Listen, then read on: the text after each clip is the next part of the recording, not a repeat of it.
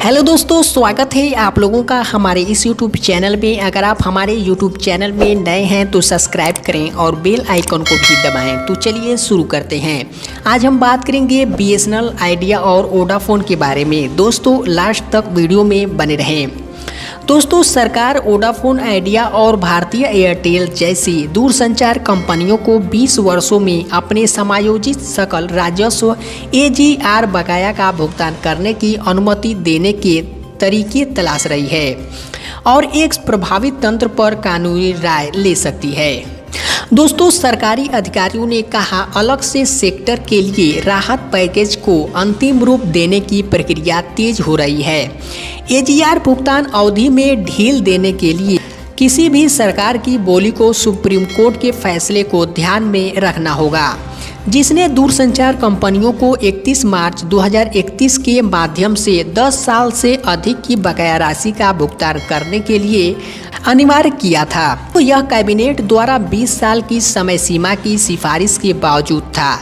उन बकाया का भुगतान करें। एक अधिकारी ने कहा, कैबिनेट ने पहले 20 साल के AGR भुगतान कार्यालय को मंजूरी दी थी, लेकिन सुप्रीम कोर्ट ने टेलीकॉम को 10 साल का समय दिया है। अब आमतौर पर सरकार सुप्रीम कोर्ट के फैसले को खारिज नहीं करती है, लेकिन इस मामले में इसे सेक्टर, बैंकों, कर्मचारियों और पूरे इकोसिस्टम के स्वास्थ्य को ध्यान में रखना होगा। तो हाल ही में एक कमाई काल में वोडाफोन आइडिया के MD रविंदर टक्कर ने कहा कि सरकार के पास AGR बकाया का भुगतान करने के लिए और समय देने की शक्ति है। VI के लिए राहत वर्तनी होगा, ले जाएं। मुझे विश्वास है सरकार शक्ति है, हालांकि मुझे लगता है कि यह भी उपयोगी है अगर अदालत इस बात से सहमत है कि इन त्रुटियों को हटा दिया जाना चाहिए। टक्कर ने कहा था, यहां तक कि सुप्रीम कोर्ट में दाखिल होने में उन्होंने सरकार एक कैबिनेट नोट पेश किया था, जिस पर किस्तों की संख्या आदि का विवरण दिया गया था, जिसे स्पष्ट रूप से कैबिनेट द्वारा अनुमोदित किया गया था। कोई भी कदम जो AGR बकाया या यहां तक कि वार्षिक AGR किस्तों में कमी की ओर जाता है, घाटे में चल रही वोडाफोन आइडिया के लिए राहत के रूप में आएगा। टेलको, जिसके पास जून के अंत में 920 करोड़ रुपए नगद और नगद समकक्ष थे और 1.9 लाख करोड़ रुपए के कर्ज के बोझ तले दबे हुए थे, तो AGR बकाया में 58,254 करोड़ रुपए का सामना करना पड़ता है, जिसमें से उसने 7,854 करोड़ रुपए का भुगतान किया है। जैसे जैसे चीज़ें खड़ी होती हैं, उसे अपनी अगली AGR किस्त के रूप में लगभग 9,000 करोड़ रुपए का भुगतान करने की आवश्यकता होती है, जो मार्च 2022 में देय होती है। विशेषज्ञों का कहना है कि वह भुगतान नहीं कर पाएगा जब तक कि वह धन नहीं जुटाता, टैरिफ नहीं बढ़ाता और राहत नहीं मिलती। सरकार वोडाफोन आइडिया ने AGR बकाया में राहत का हवाला देते हुए यह निर्धारित करने में एक प्रमुख कारण के रूप में कहा है कि क्या यह एक चिंता का विषय है। तो भारतीय एयरटेल, जो आर्थिक रूप से बहुत मजबूत है, AGR बकाया में 43,980 करोड़ रुपए का सामना करना पड़ता है, जिसमें से उसने 18,000 करोड़ रुपए से अधिक का भुगतान किया है। इसे मार्च 2022 में अपनी AGR किस्त के रूप में 4,500 करोड़ रुपए से कम का भुगतान करने की आवश्यकता है। तो विशेषज्ञों का कहना है कि किसी भी कमी से नेटवर्क निवेश के लिए नकदी मुक्त करने और 5G रोल आउट के लिए तैयार होने में मदद मिलेगी।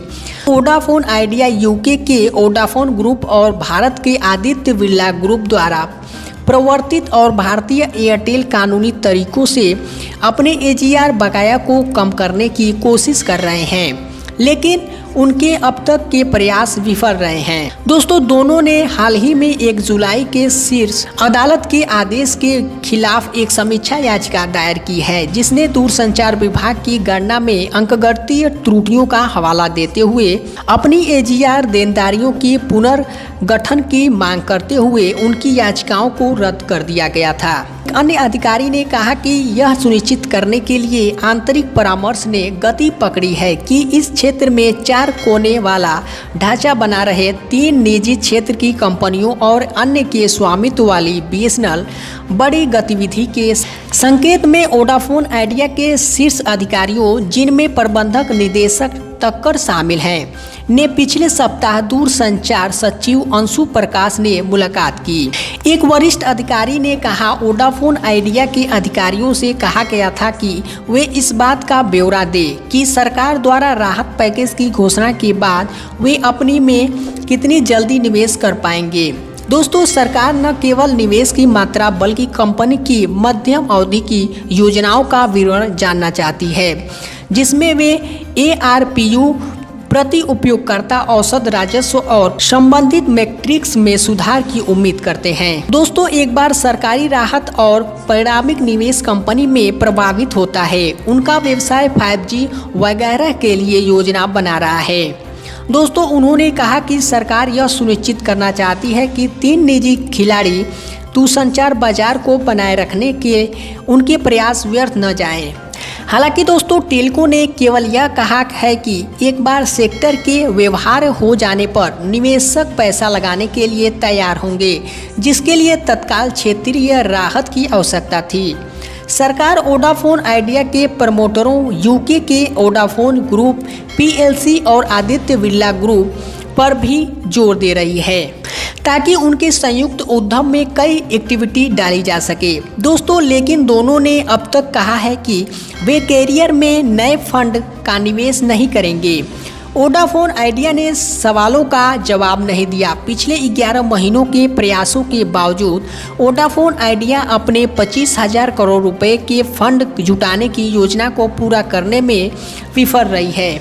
दोस्तों, टेल्को ने धन जुटाने में असमर्थता के लिए दूरसंचार क्षेत्र की अस्थिरता को मुख्य कारण बताया है। इसने कहा है कि अगर सरकार टैरिफ के लिए एक फ्लोर प्राइस तय करने और AGR भुगतान में ढील देने और स्पेक्ट्रम बकाया की अगली किस्त पर रोक लगाने जैसे कदम उठाती है, तो वह निवेशकों को रोकने में सक्षम होगी। अधिकारियों का कहना है कि AGR भुगतान की समय सीमा में छूट पर चर्चा की जा रही है, लेकिन इस क्षेत्र को राहत देने के अन्य कदमों में AGR के मौजूदा 8% से लाइसेंस शुल्क में कमी और नीलामी में खरीद गए स्पेक्ट्रम के लिए भुगतान स्थगित को 2 साल के लिए बढ़ाना शामिल है। वर्तमान में दूरसंचार कंपनियों को FY21 और FY22 के लिए स्पेक्ट्रम के लिए भुगतान करने की आवश्यकता नहीं है। दोस्तों, सरकार को अगला स्पेक्ट्रम भुगतान केवल FY23 में होने वाला है। उन्होंने वर्तमान और भविष्य के स्पेक्ट्रम भुगतान के लिए 10 साल तक की मोहलत मांगी थी। एक तीसरे अधिकारी ने कहा, मोराटोरियम को और 2 साल के लिए बढ़ाया जा सकता है। उद्योग और अधिक मांग कर रहा है, लेकिन सरकार को भी कमाई करनी होगी। टेल्को को स्थगन नहीं मिल सकता है। दूरसंचार विभाग DOT की भी बहस है कि क्या स्पेक्ट्रम उपयोग शुल्क USC कम करने के लिए ही नहीं भावी, लेकिन यह भी पूर्वव्यापी है। DOT में एक वर्ग है जो मानता है कि NIA नोटिस आमंत्रण आवेदन नीलामी के लिए कानूनी दस्तावेज SUC को एक निश्चित स्तर पर तय करता है, जिसके आधार पर टेलीकॉम ने एयरवेव के लिए बोली लगाई थी। क्या अब इसे उलटना कानूनी रूप से संभव था? एक अधिकारी ने कहा। हालांकि कुछ अधिकारियों का कहना है कि राहत पैकेज के वास्तव में प्रभाव के लिए सरकार को SUC को पूर्वव्यापी रूप से भी कम करना चाहिए और पहले से खरीदे गए एयरवेव के आत्मसमर्पण की अनुमति देनी चाहिए। अधिकारी ने कहा, DOT इस मामले में कानूनी राय भी ले सकता है। इरादा 3+1 खिलाड़ी बाजार को बनाए रखते हुए दूरसंचार क्षेत्र के समग्र लाभप्रदता को बहाल करना है। हालांकि राहत पैकेज तभी प्रभावी होगा जब वोडाफोन आइडिया द्वारा पूरक उपाय किए जाएंगे। दोस्तों आपको बता दें कि कंपनी द्वारा पर्याप्त निवेश और रणनीतिक सोच के बिना पैकेज सभी उद्देश्यों को पूरा करने में सक्षम नहीं हो सकता है। दोस्तों आप लोगों को ये वीडियो कैसा लगा कमेंट में बताएं। आई होप ये वीडियो आप लोगों को पसंद आया होगा। अगर आपको ये वीडियो अच्छा लगे तो लाइक शेयर जरूर करें। तो दोस्तों मेरा यूट्यूब चैनल को सब्सक्राइब करें और बगल में बेल आइकन को दबाना ना भूलें। Thanks for watching this video. जय हिंद।